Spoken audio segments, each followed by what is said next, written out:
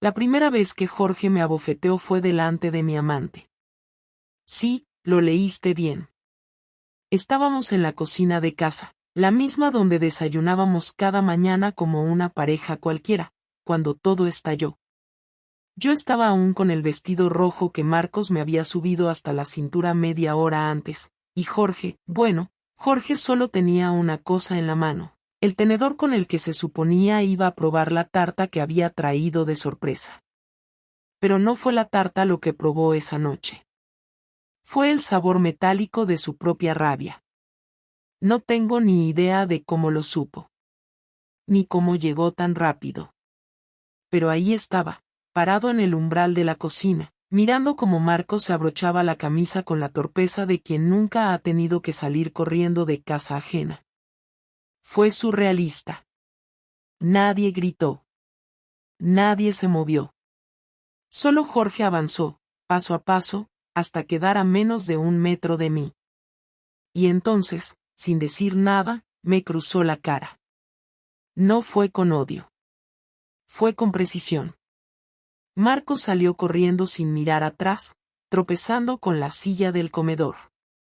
Yo me quedé de pie, con la mejilla ardiendo y la dignidad hecha polvo. Jorge no me miraba. Solo se giró, recogió su abrigo, y se fue. Durante exactamente 9 minutos, me quedé allí, en la cocina, sola, con la cremallera de mi vestido a medio subir y el sabor ácido de algo que no sabía si era miedo, vergüenza o liberación. Pensé que ese sería el final. Pero no. Fue el principio. No supe que Jorge lo sabía todo hasta que me lo dijo su hermana. Fue una de esas mañanas raras, después del desastre de la cocina. Jorge había desaparecido durante toda la noche y yo, por inercia, me quedé en casa.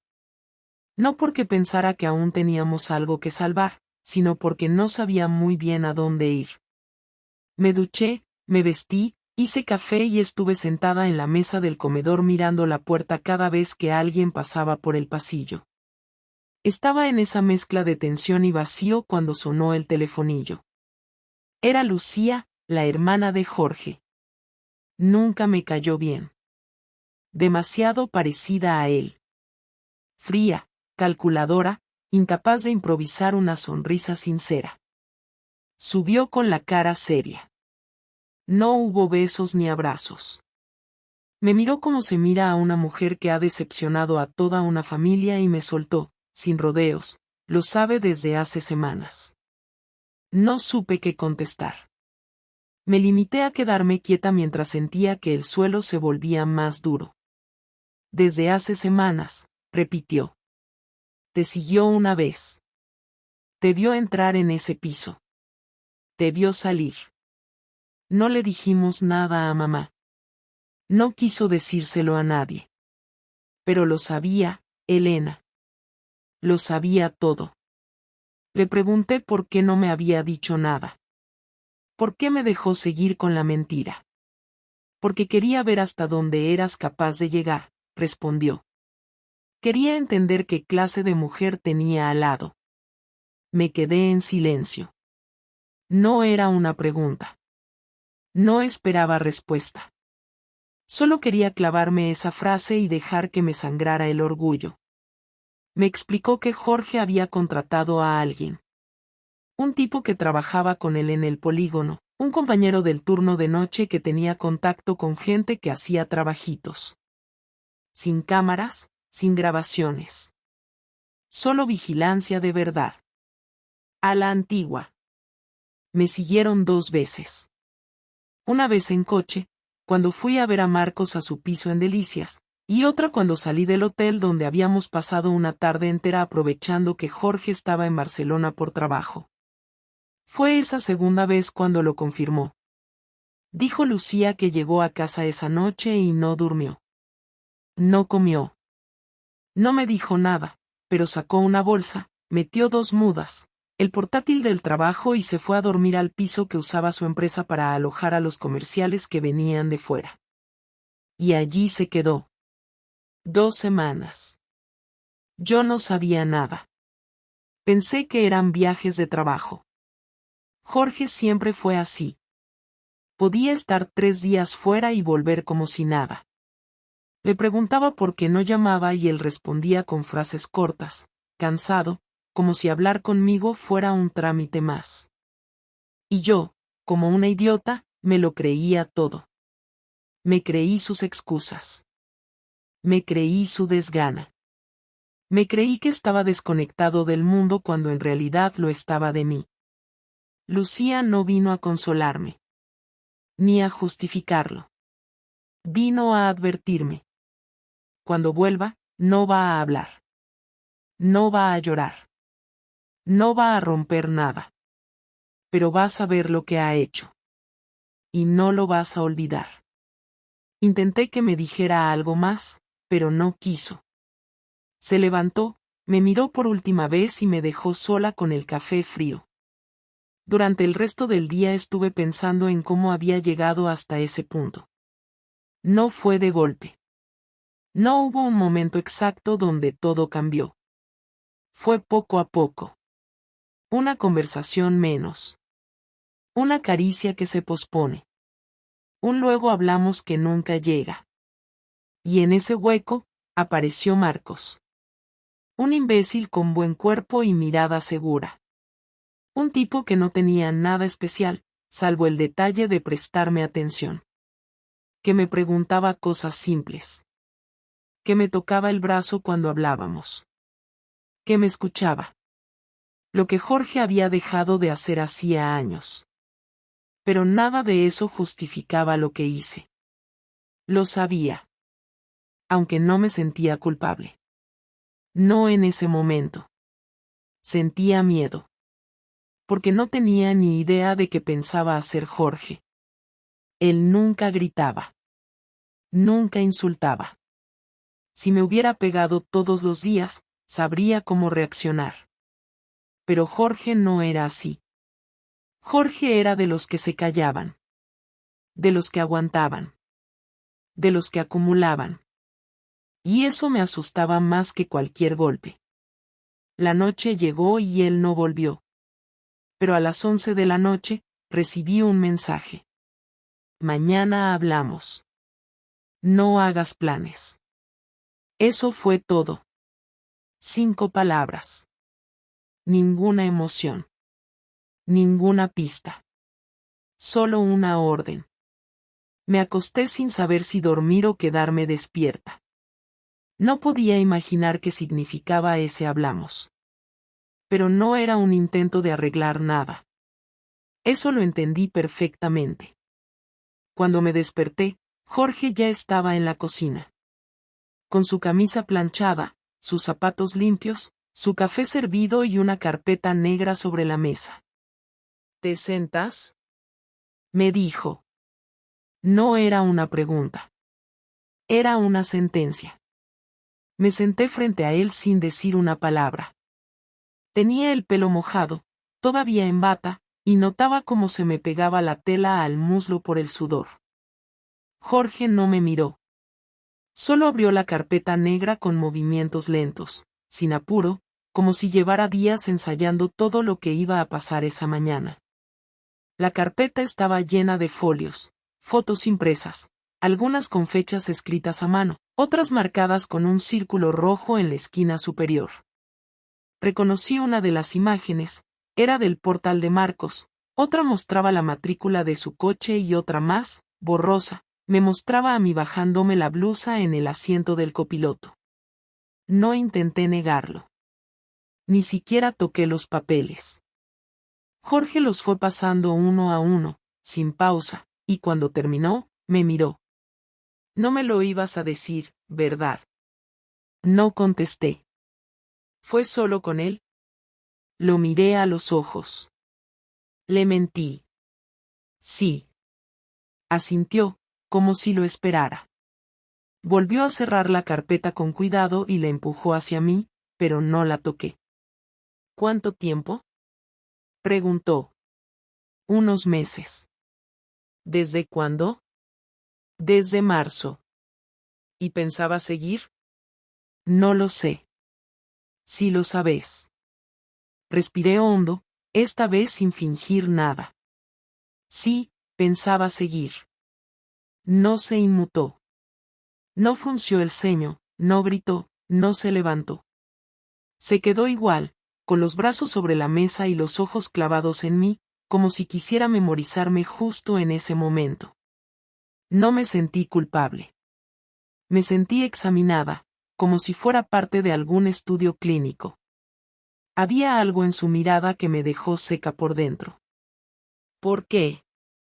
Esa fue la única pregunta que no supe cómo responder. No porque no tuviera razones, sino porque ninguna sonaba justa cuando la decía en voz alta. Pensé en hablar del desgaste, de la rutina, de lo poco que me tocaba, de que se pasaba más tiempo con su portátil que conmigo, pero no dije nada. Al final, lo único que salió fue lo más simple. Porque me sentí viva. Lo dijo sin pensarlo 2 veces. Entonces estabas muerta conmigo. Y ahí fue cuando sentí el primer golpe. No físico, sino esa sensación incómoda que te deja en evidencia, que te muestra desde afuera.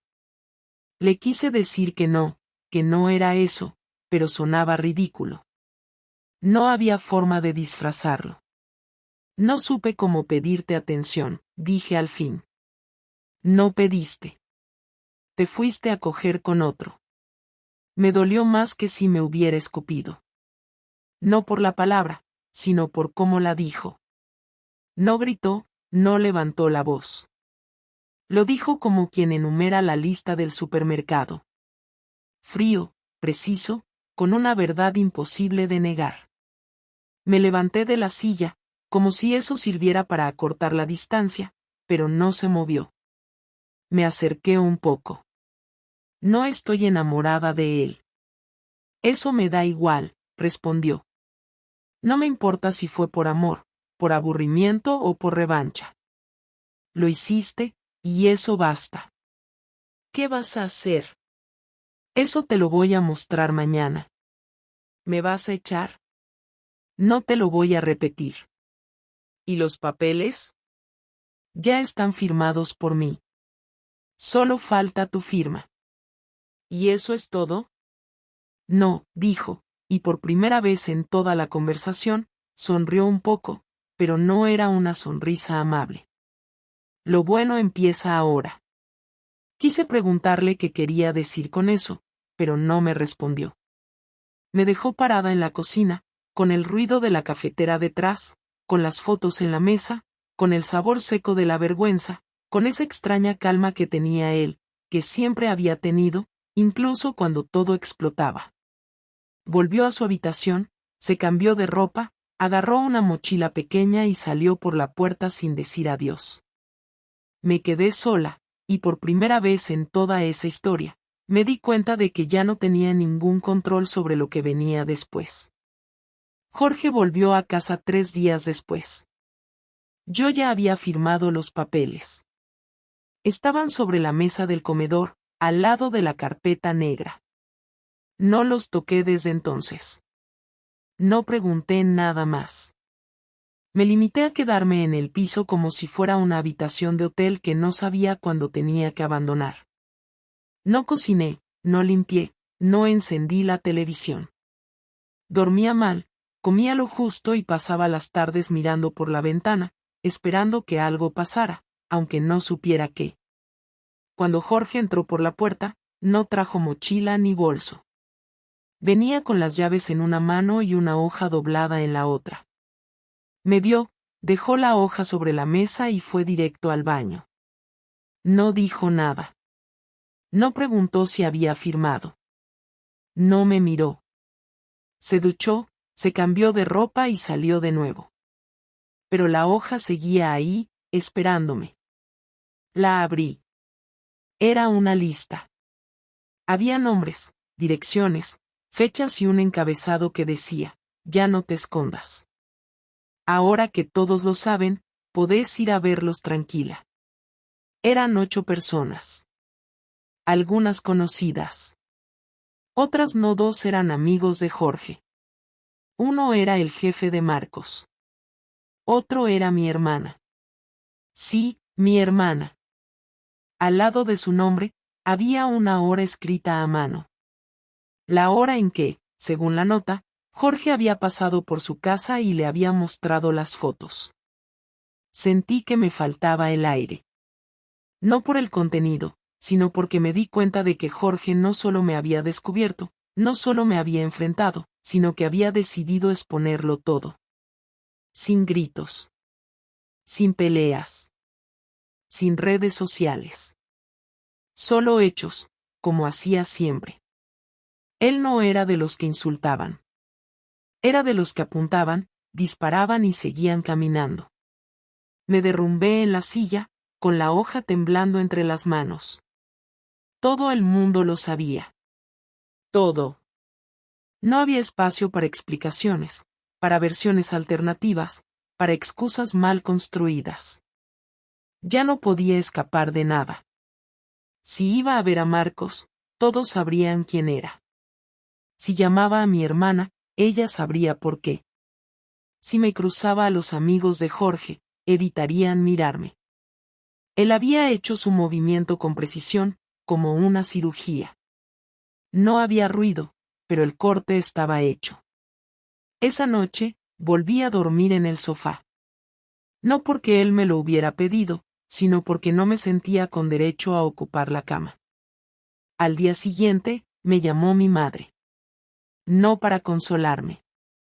Solo para decirme, lo leí todo. ¡Qué vergüenza! Me colgó antes de que pudiera decir algo. Después fue Lucía, con un mensaje simple, te lo dije. Él no olvida. Luego vinieron los silencios. Gente que antes me saludaba en el supermercado ahora bajaba la mirada. Mi compañera del gimnasio me bloqueó del grupo. Una vecina me dejó de hablar. Marcos no llamó. No escribió. No apareció. Nada. Una semana después, Jorge llegó temprano del trabajo. Dejó una caja sobre la cama, se sentó frente al ordenador y se puso a trabajar como si todo fuera normal. Me acerqué.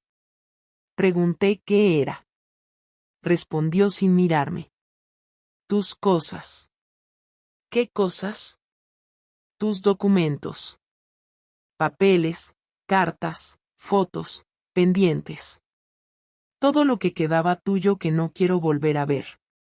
¿Y qué se supone que haga con eso? Lo que quieras. Llévatelo, quémalo, déjalo ahí. ¿Y eso es todo? Se giró por primera vez. Me miró como si fuera una extraña. No. Esto recién empieza. No supe qué significaba. Hasta que el lunes, al llegar al trabajo, me llamaron de Recursos Humanos. Me entregaron una carta firmada por Jorge. En ella, solicitaba oficialmente que me apartaran de cualquier proyecto que compartiera con él, alegando conflicto de intereses y pérdida de confianza personal con impacto profesional. Su empresa tenía un protocolo claro para estas situaciones. No me despidieron, pero me aislaron. Me asignaron tareas menores, sin interacción. Ya no compartíamos pasillos, ni cafés, ni reuniones. Era invisible. Como si nunca hubiera existido ahí. Su silencio se convirtió en su castigo más eficaz. Pensé en confrontarlo, pero ¿qué iba a decirle? ¿Qué había ido demasiado lejos? ¿Qué estaba exagerando? No podía. Yo había empezado todo esto. Él solo estaba cerrando el círculo. Lo miré un día, desde lejos, mientras hablaba con una compañera de trabajo. Reía. Se le notaba tranquilo. No feliz, pero sí en paz. Como si todo este proceso le hubiera servido para soltar el peso que llevaba encima. Y fue entonces cuando entendí que su venganza no fue destruirme. Fue quitarme cualquier poder sobre él. Me volvió irrelevante. Y eso dolía más que cualquier insulto. Pasaron 10 días sin que intercambiáramos una sola palabra. Compartíamos el mismo techo, los mismos espacios, incluso el mismo baño, pero era como si estuviéramos en dimensiones distintas. Jorge se levantaba temprano, desayunaba en silencio, se iba al trabajo y volvía entrada la noche, directo a su cuarto. Yo ya no tenía excusas para seguir ahí, pero tampoco tenía a dónde ir. Me quedaban algunos ahorros, no muchos, y una hermana que ya no contestaba mis llamadas. Cada noche me decía que al día siguiente le iba a pedir que habláramos, que le iba a decir algo, cualquier cosa, pero al despertar me vencía la cobardía. No sabía qué quería conseguir. Perdón no. Comprensión, tal vez. Un cierre. Algo que me explicara cómo se podía pasar de ser alguien importante a ser una sombra. Fue un martes, a las 8 de la noche, que decidí hacerlo. Él acababa de llegar, se había quitado los zapatos, y antes de que se encerrara en su cuarto, me paré delante. Le pedí que habláramos. No me respondió, solo me miró con esa expresión vacía que ya le era natural. Le pedí por favor. Nos sentamos en el salón. Él se apoyó en el respaldo con los brazos cruzados. Yo ni siquiera sabía cómo empezar. Le dije que necesitaba saber cómo seguíamos, qué pensaba hacer con todo, si iba a echarme o si esperaba que me fuera sola. No respondió de inmediato. Solo me miró, evaluando si valía la pena gastar energía en contestarme. Ya no hay un nosotros, Elena. Quedamos tú y yo, por separado. Le pregunté si quería que me fuera. Dijo que sí, pero que no iba a echarme, que no le interesaba el drama, que podía quedarme hasta que resolviera mi situación, pero que no esperara ni una palabra más de él cuando eso pasara. Le pregunté por qué me dejó quedarme tanto tiempo. Me dijo que quería ver hasta dónde llegaba mi dignidad. Le pregunté si aún sentía algo por mí. Me dijo que ya no sentía nada, que incluso el rencor se le estaba apagando. Me atreví a preguntarle si había alguien más, y no porque me importara, sino porque necesitaba medir mi lugar exacto en su vida. Dijo que no, pero que no tardaría en haberlo. Que después de todo lo que había pasado, tenía derecho a vivir tranquilo, a conocer a alguien que no le mintiera, que no le hiciera sentir que tenía que estar adivinando todo el tiempo si era suficiente o no. Le pregunté si algo de todo lo que tuvimos fue real para él. Dijo que sí, pero que a veces lo real no alcanza. Que se puede amar a alguien y aún así cansarse. Que él se cansó de esperar algo que nunca llegó. Que me quiso, y que probablemente me quiso más de lo que yo supe entender, pero que esa versión suya ya no existía. Le pregunté si me odiaba. Dijo que no. Que odiarme daría un lugar en su cabeza, y que eso ya no me lo iba a conceder. Le pregunté por qué no quiso hablar antes, cuando aún se podía arreglar algo. Me miró con la cara seca y dijo que él sí quiso hablar, que muchas veces, pero que yo estaba ocupada pensando en otras cosas, que siempre había algo más importante que lo que él sentía. Que él fue paciente, pero que la paciencia no era infinita. Le dije que me equivoqué, que todo fue un desastre, que no supe manejar lo que sentía. Me preguntó si con Marcos fue solo físico. Le dije que al principio sí, pero que después me confundí, que me dejé llevar. Me preguntó si lo volvería a hacer. Le dije que no. Me dijo que ya no importaba. Me preguntó qué buscaba con esta conversación. Le dije que no lo sabía. Me dijo que entonces mejor la termináramos ahí. Me quedé callada. Quise abrazarlo, pero no me atreví. Quise pedirle que volviéramos a empezar, pero me pareció patético. Quise decirle que no sabía lo que hacía, pero era mentira.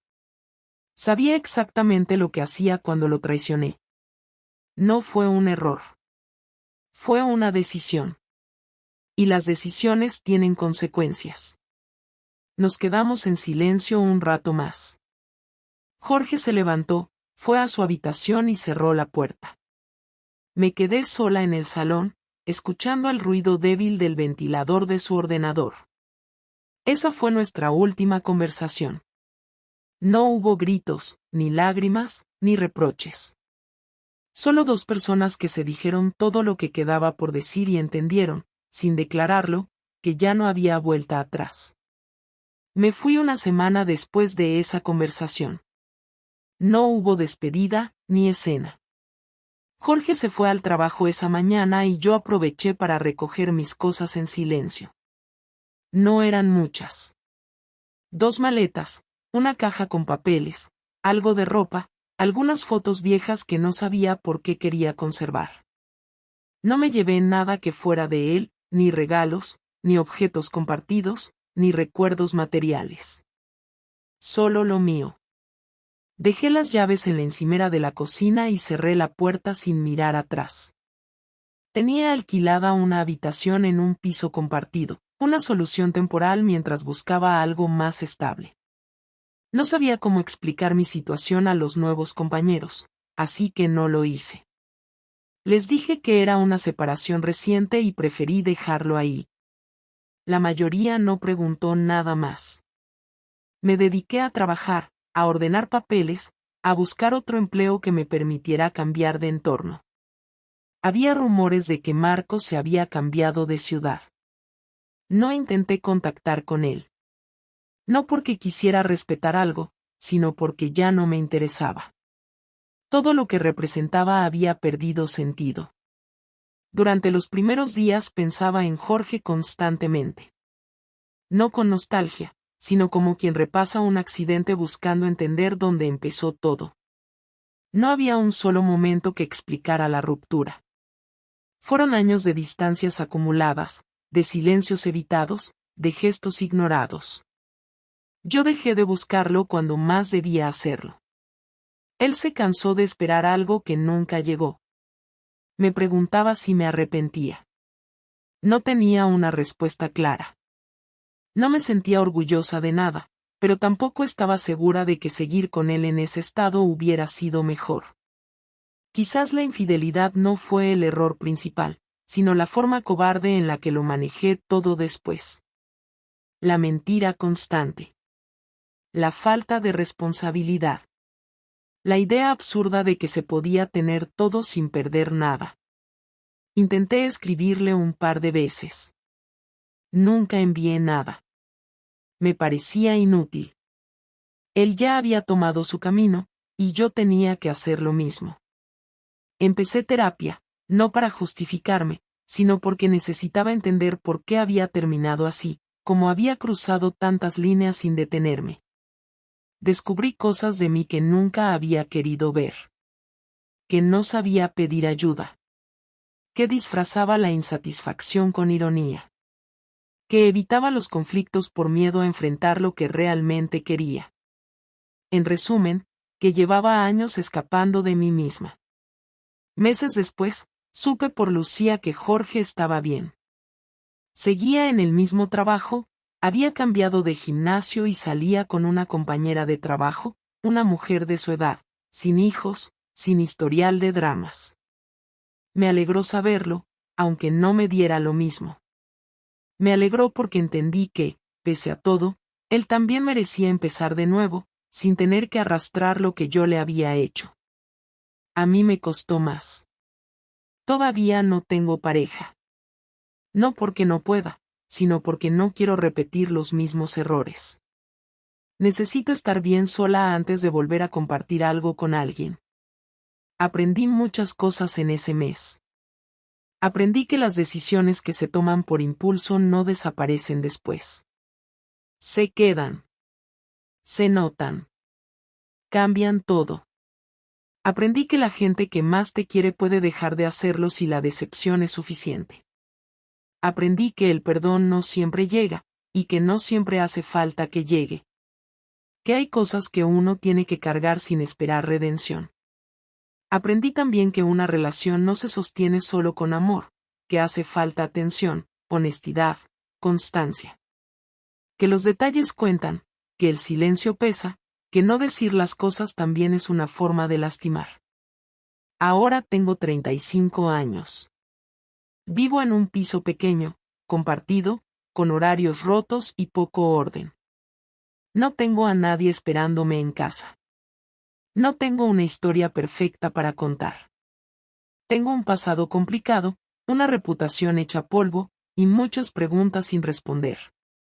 Pero también tengo claridad. Sé lo que hice. Sé lo que perdí. Sé lo que no volvería a hacer. No intento justificarme, ni limpiarme. Solo quiero entenderme. Y si algún día vuelvo a construir algo con alguien, quiero hacerlo sin mentiras, sin escondites, sin juegos dobles. Quiero ser capaz de decir lo que me pasa antes de que se me pudra por dentro. Quiero poder mirar a alguien a los ojos y no tener miedo de que me vea como soy. Eso es lo que me dejó todo esto. Una caída fuerte, dolorosa, pero necesaria. Perdí un marido, perdí la confianza de mi familia, perdí la versión que tenía de mí misma. Pero también perdí la necesidad de fingir. Y en eso, por fin, encontré algo que vale la pena.